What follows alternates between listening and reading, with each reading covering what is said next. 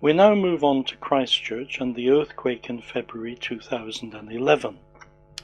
As a prelude, in 2004, 2 Israelis were sent to prison in New Zealand and 2 escaped the country for possession of false New Zealand passports. It appears they were Mossad intelligence agents. They are reported to have stolen the identities of dead children and a tetraplegic, then sought fraudulent passports. Helen Clark's Labour government was not conciliatory in their dealings with the matter, and the men went to jail.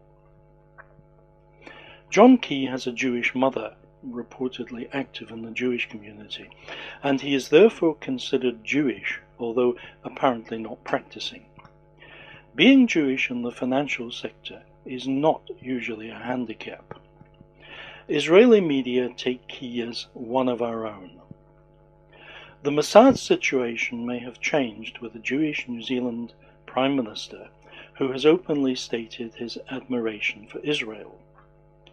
It is possible the Israelis decided at that time to continue their criminal activities, relying on a sympathetic Key to smooth things over if they were again discovered.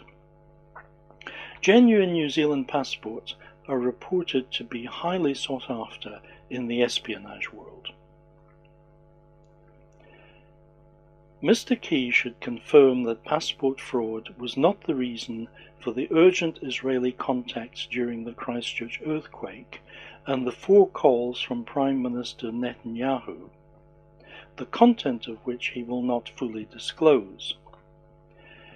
Given his involvement in almost ruining the country, the closeness to corruption within the businesses he worked for, his massive financial gains over a short period of time, the reckless policy of increasing New Zealand's debt levels, the Jewish blood ties, and his propensity for making contradictory statements, we surely have a right to know about these things. Back to 2011, and a group of 4 young Israelis were in a van parked on a Christchurch street when the quake struck. The driver, Ofer Mizrahi, was killed instantly by falling masonry. The others escaped from the vehicle and found their colleague trapped. They took photographs, retrieved Mizrahi's own passport, and contacted Israeli authorities. 2 other Israelis were killed, and the report suggests another Israeli was missing. It is completely understandable that Israel would want to find and assist its citizens. During the course of the first day of the earthquake, 4 attempted phone calls were made by the Israeli Prime Minister Benjamin Netanyahu, only one of which managed to get through. Key will not elaborate on the content, except to say that there were offers of assistance. Was taking place. As part of those phone calls, he raised a couple of issues. One was to pass his condolences on and to offer support to New Zealand, and secondly to offer support to try and locate or find the individuals in question, because they weren't immediately located straight away. The Government Security and Risk Group states, quote, "A key role is to support the Prime Minister in leading a coherent and immediate national response to security crises and emergencies, and ensure the Prime Minister is kept informed of significant issues in these areas. It is therefore of great public interest to know what Key and Netanyahu spoke about and why they needed the matter to be taken to such levels. After all, that's what public servants are paid to do."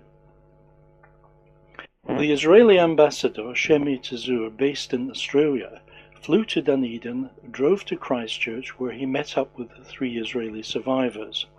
He advised all Israelis to get a car and drive as far from Christchurch as they could. Now, was this because of the physical risk, or because they may have been asked difficult questions?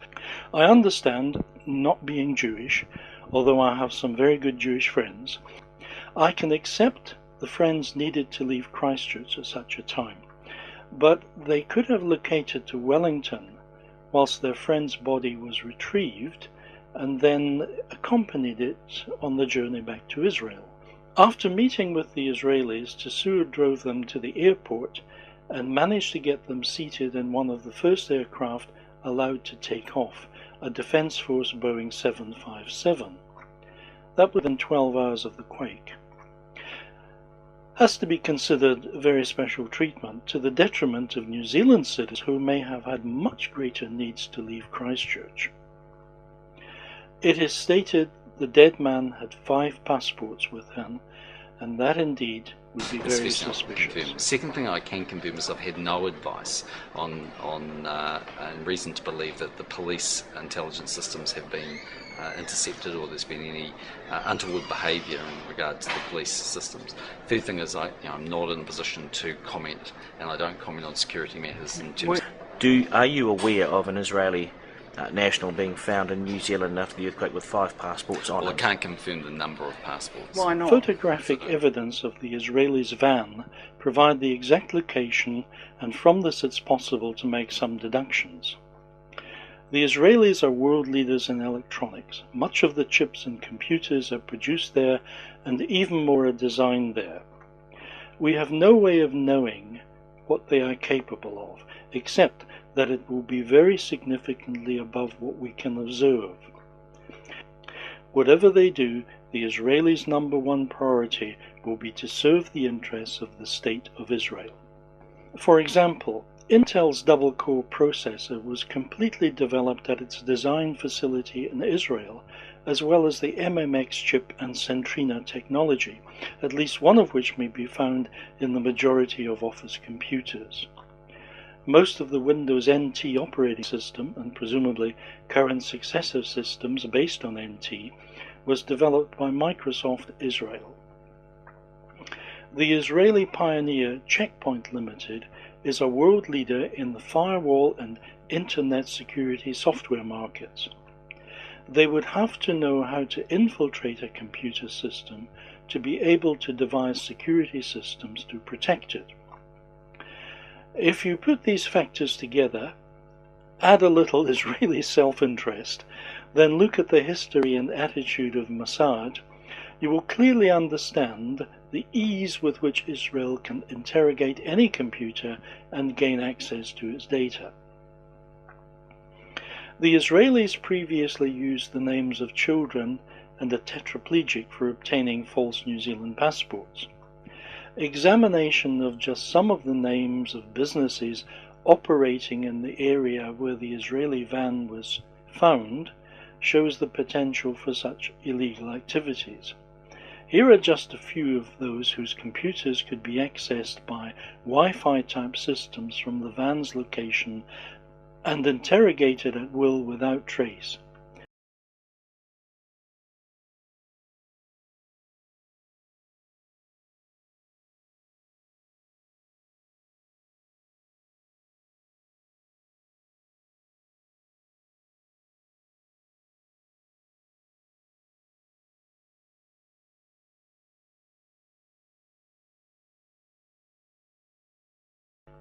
If you could choose just one spot in Christchurch to gather data for obtaining false passports for real or for testing systems, using people with disabilities who might never travel abroad, this may well be up there with the very best of them.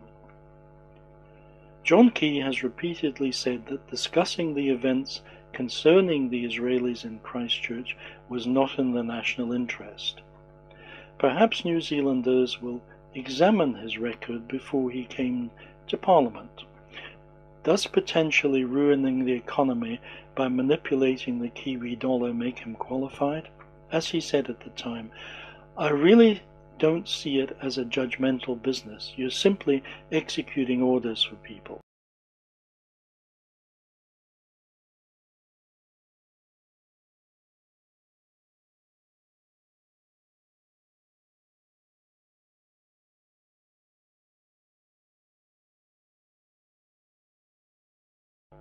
In 1991, in the Intercontinental Hotel in Yokohama, Japan, I had dinner with a Jewish person well connected with the Japanese big business. Japan had great big trade surpluses with the USA and didn't know what to spend them on. The Americans persuaded them to buy office towers in New York and other places. It was only after they had completed the purchases that they found out the buildings were in a bad way and needed a great deal of money to keep them. Even if the Japanese did not own a particular building, if there was trouble with one, values would drop and their investments would be nullified. The World Trade Center may have been badly designed, especially in its ability to cope with high winds. From an engineering stance, it could have collapsed. I understood the Japanese were perplexed about their property portfolios. Before 9/11, the terrorists had shown no ability to carry out really sophisticated operations, especially on American soil. After 9/11, they had still not developed techniques to carry out sophisticated operations in America. The terrorists may have been involved, but not at the conceptual and planning levels. If you look at things without any humanity or compassion, there were 2,000 people killed in the World Trade Center, and the total for the day was 2,977. In Vietnam, the loss of American lives was 58,000 and 153,000 wounded. Vietnam did little to enhance America's position in the world, arms sales excepted, of course. Iraq and Afghanistan casualties climbed daily. Now, I mean no disrespect to those who died or were injured on 9/11. I simply make an observation devoid of emotional issues, and ask if, leaving compassion aside, 9/11 could have been considered a really good investment from the establishment's point of view.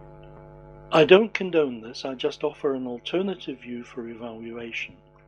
Doing nothing at all might have led to much more death and destruction if a building had fallen down. Finance markets would have collapsed.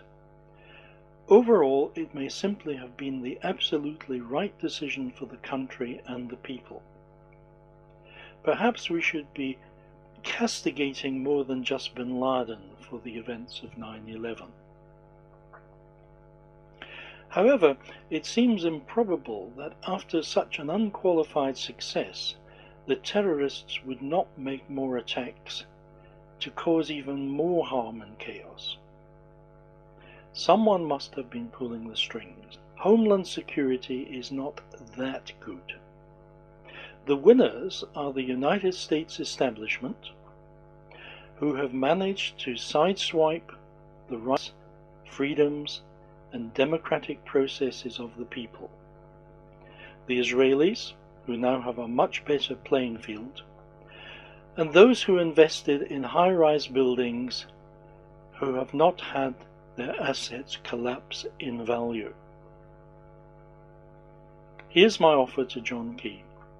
I'll drop my interest in 9/11 if you will be 100% honest about the local things that concern me and many others in New Zealand.